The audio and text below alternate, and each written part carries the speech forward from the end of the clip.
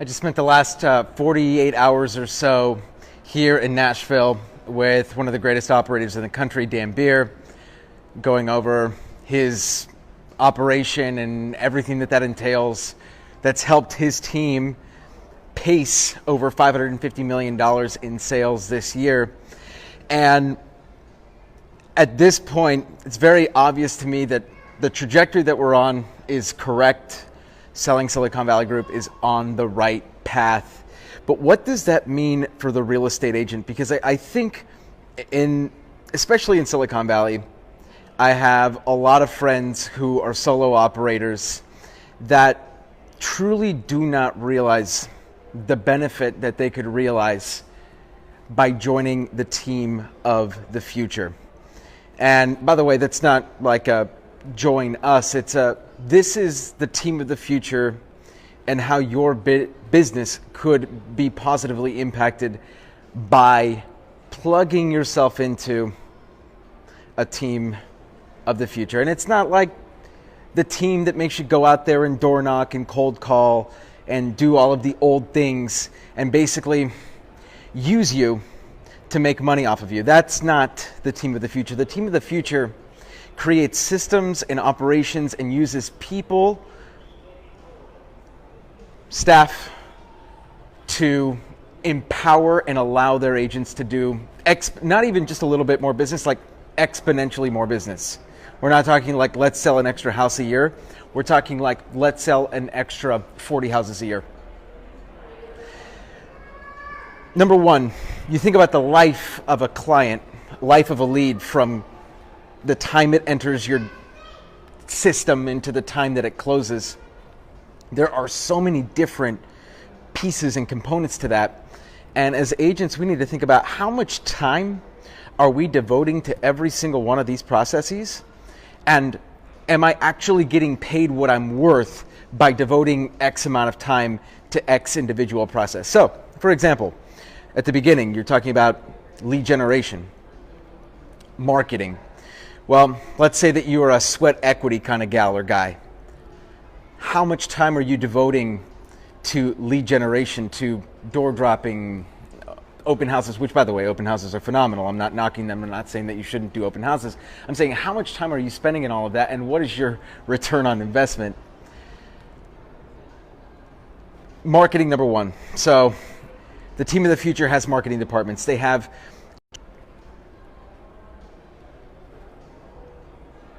something happened there. The team of the future has channel partners that give them referrals because the team can update the channel partners on how the 600 leads that they've received from Flex that month, from Homelight that year, how they're doing, what the progress is, what the status update is. They give them to that team because they have systems and operations that allow them to close at scale. Number one, marketing. You have a marketing team devoted to your success, to generating business for you. Number two, conversion. How much time are you spending every single week prospecting? A, it's not enough. B, that time and the return on that time is probably not that great. When you really start analyzing your business and you're like, how much time am I spending and what am I actually getting on that? It's probably not that great. How about an ISA department that calls on your behalf until they literally set an appointment for you? How about that? A department of individuals whose sole purpose is to call, text, email until they buy or die. That's it. Conversion. Number three is the appointment. That's where the agent shines. That's where they should be spending their time, sitting down with consulting with the client. I'm talking predominantly buyers here. Obviously, we could switch this over and talk about sellers, but it's the same thing.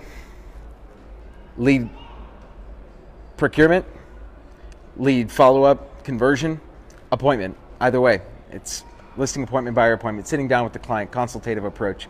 That's where the agents should spend their time. But this is where it gets crazy.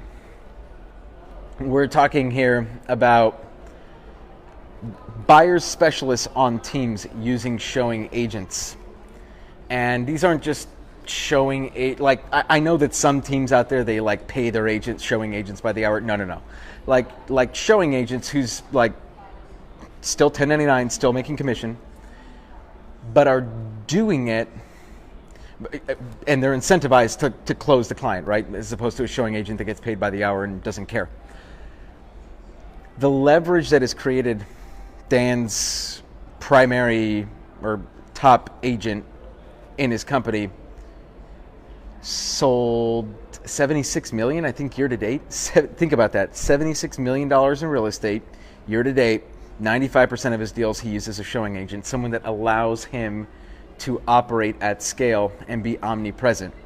And so the team facilitates that for him so that he doesn't need to, well, because he physically can't be in two places at once, but it allows him to be in more than one place at once. And this is not a new concept, but it is a concept that is new to the real estate team. Showings. Then we get to contract.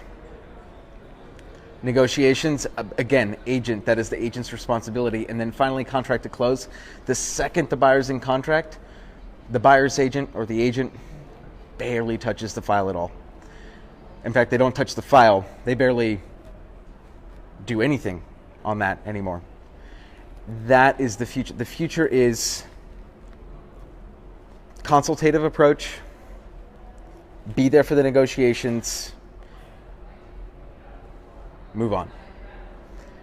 Allow other parts of the system to do the rest of the work for you, because that work, in truth, is lower dollar per hour activity than true top level agents are worth. And so if you're a top level agent and you're like, dude, there's no way I'm building a team, fine. Find a system that you can plug into that's going to enable you to sell more homes at scale, not just like 2 more houses a year. Like, that is not a good value proposition. Go somewhere that's going to allow you to sell 40 more a year than you're already selling. That is the team of the future. That is what we're bringing to Silicon Valley.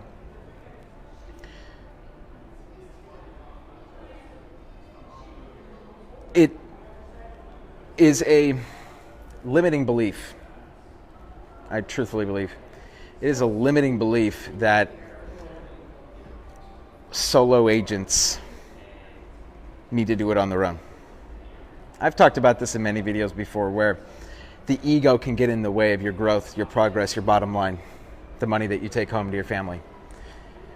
The question you need to ask yourself is, are you going to allow yourself to let your ego get in the way? Because the future is here. Technology is revolutionizing the way the real estate industry is being run, I should say. And every year that goes on from now until like 2020, I honestly believe that every year between now and 2025, we're going to see like 5 years of growth in that 1 year. I'm going to leave you guys with this. The professionalization of our industry has begun. Dan said it. I believe it. For an industry, when I got into this industry, by the way, I was 23 years old. And I was shocked, appalled, and a little disgusted at how archaic this industry truly is. It's a shit show. There are people still doing paper files, kind of archaic. And so to see 200 people in a room right now understanding and embracing the operational excellence of this team, implementing it into their own business, and realizing that in doing so, the professionalization of their business will begin, it's only going to put pressure on the rest of you to do the same. This is Danny Gould, everyone. Selling Silicon Valley. Stay legendary, everybody.